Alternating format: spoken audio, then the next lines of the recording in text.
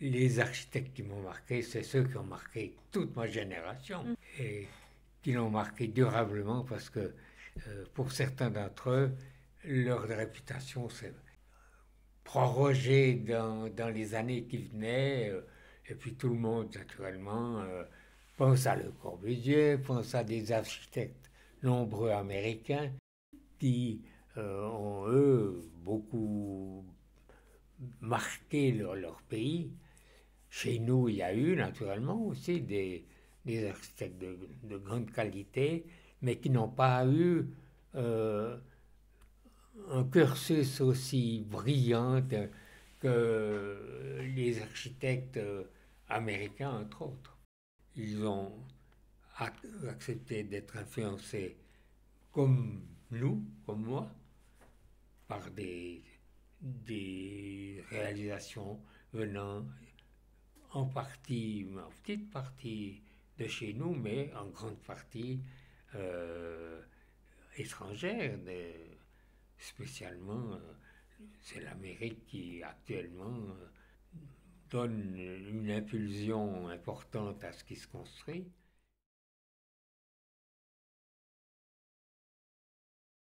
Ah, écoutez, alors je crois que il est très utile que le patron d'un bureau reconnaisse très vite, au bout de quelques mois, les qualités de chacun des collaborateurs qu'il a dans son bureau et d'en discuter de façon très ouvertement avec lui, même si parfois ça donne lieu à peut-être certaines confrontations où on ne se trouve pas d'accord.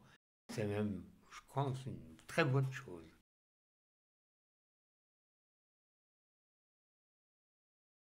Notre vie se partage entre la vie de bureau, comme vous dites, où toutes les études se font, et puis la vie sur les chantiers, qui sont très importantes, mais surtout très intéressantes.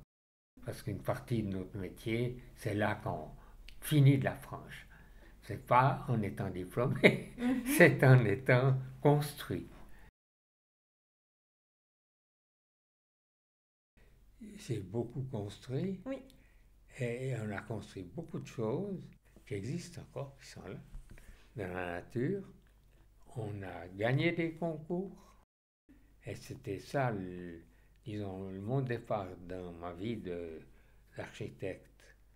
C'était de pouvoir trouver assez vite, si c'était possible, une certaine réputation dans ma profession pour justement amener d'autres clients.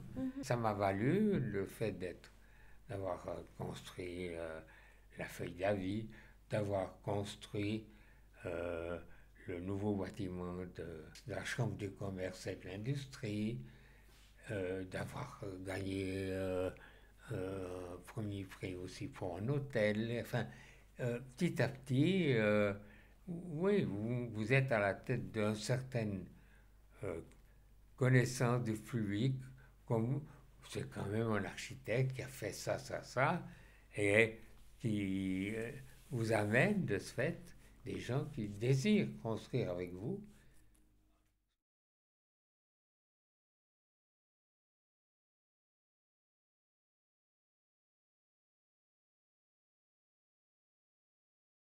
Ça, c'est une chose. Puis ensuite de ça, il fallait que cette nouvelle construction importante s'intègre quand même dans un des endroits que je considère comme extrêmement agréable, c'est la baie de l'Évole. Et non seulement on l'a envahi, on a voulu en même temps rapporter quelque chose de sympathique et l'idée est venue, les autorités ont voulu que l'on crée un jardin.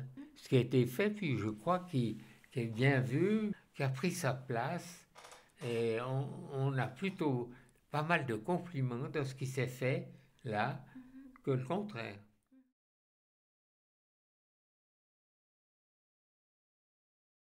Alors voilà le plan.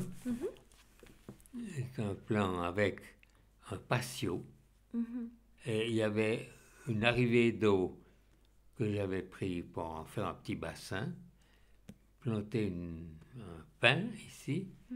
Et puis alors, l'organisation, c'était un hall d'entrée, ici un living room, avec un coin à manger séparé, une terrasse couverte du côté ouest et du côté de la vue sur Colombier, sur Cortaillou. Tout ça est très, comment est-ce qu'on dit, très articulé. Ça ménage chaque fois des visions différentes. D'abord, je vous ai parlé de la façon dont ça avait été planté. Donc, chaque fois qu'on pouvait avoir une vision à l'extérieur, on arrivait dans un havre de verdure fantastique. Ça, ça reste pour moi une chose dont je me souviens avec plaisir et que je renie en tout cas pas.